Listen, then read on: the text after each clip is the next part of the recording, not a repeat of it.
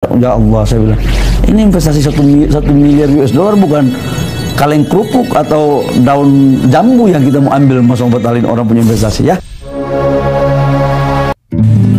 Menteri Investasi atau Kepala BKPM Bahlil Lahadalia mengatakan bahwa investasi adalah salah satu motor penggerak ekonomi dan pertumbuhan ekonomi Indonesia termasuk tertinggi di antara negara-negara G20. Investasi adalah salah satu motor penggerak pertumbuhan ekonomi. Di kuartal keempat, alhamdulillah, pertumbuhan ekonomi kita 5,31%, dan ini adalah salah satu pertumbuhan ekonomi terbaik di antara negara-negara G20.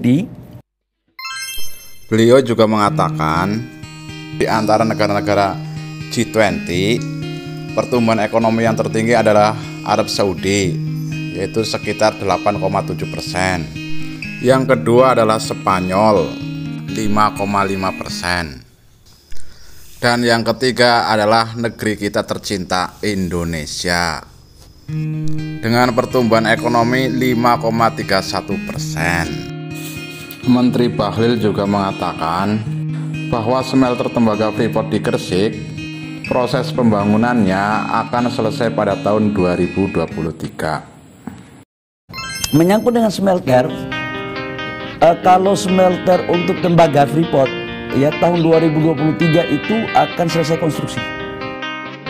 Sekarang progresnya sudah mencapai 50% lebih.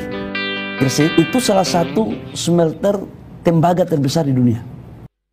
Investasinya itu kurang lebih 3 miliar US dollar. Kapasitas penampung konsentrat itu 1,7 juta ton.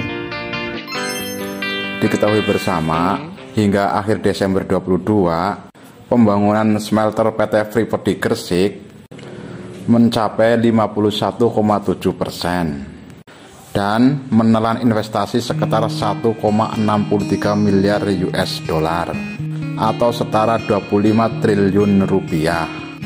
Proyek ini diperkirakan akan selesai pada akhir 2023 dengan luas 100 hektar.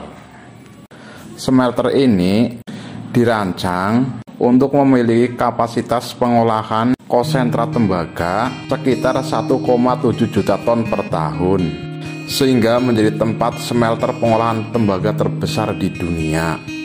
Proyek tersebut diperkirakan akan menelan investasi sebesar 3 miliar US dollar atau setara 45 triliun rupiah. Selanjutnya, sepertinya mencerminkan suara hati rakyat Indonesia, Menteri Bahlil menepuk dada sambil mengatakan, "Kenapa sih Pak, smelternya dari asing semua?" Kita ini selama ini kan protes. Kenapa sih Pak smelternya dari asing semua? IUP itu, izin pertambangan itu sebagian besar punya orang Indonesia. Tapi untuk smelter, itu sedikit yang punya orang Indonesia. Kenapa? Pertama adalah memang perbankan kita yang belum terlalu penuh secara sungguh-sungguh membiayai pembangunan smelter. Smelter kan nggak bisa dibangun lewat APBN. Yang kedua, kenapa asing? Karena asing itu banknya bank asing yang dapat, equity-nya 10%. Mereka punya teknologi. Akhirnya mereka bangun smelter di Indonesia, mengambil bahan baku orang Indonesia. Jadi situ jadi kolaborasi. Jadi keliru kalau orang mengatakan bahwa IUP ini kasih ke asing. Nggak benar itu. Yang benar itu adalah smelternya asing, itu benar. Maka yang harus dilakukan adalah segera melakukan relaksasi regulasi di perbankan, dan perbankan mau memberikan kredit dengan equity yang terjangkau. Jangan equity-nya 40%. Kalau bank asing itu cuma 10%. Itu jadi yang terdaftar di kami realisasi sekarang hampir semuanya on the track. Dan Menteri Bahlil juga menanggapi soal LG yang diisukan akan mundur dari konsorsium di Indonesia. Menyangkut LG, LG ini saya juga bingung siapa yang ngomong itu ya. Di rootnya itu nggak bermaksud ngomong begitu. Di rootnya itu nggak bilang bahwa itu keluar. Proses tentang LG tidak ada perubahan sedikit pun. Nggak ada, tetap jalan. Yang ada berubah itu adalah anggota konsorsiumnya. Kalau anggota konsorsium kan urusan internal mereka, karena kan itu tidak LG ANSI. Ada beberapa konsorsium. Yang benar itu adalah memang ada terjadi switch untuk konsorsium. Ya media aja yang membuat temanya bombastis, sudah melebihi dari orang yang paling paham gitu. Tapi memang kalau nggak gitu medianya nggak laku soalnya kan.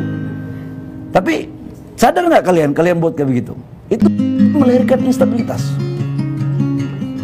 Itu melahirkan instabilitas. Menarik dalam pemberitaan, tapi tidak bagus untuk pemberitaan di luar negeri bagi negara kita. Jadi saya mau sampaikan itu nggak benar.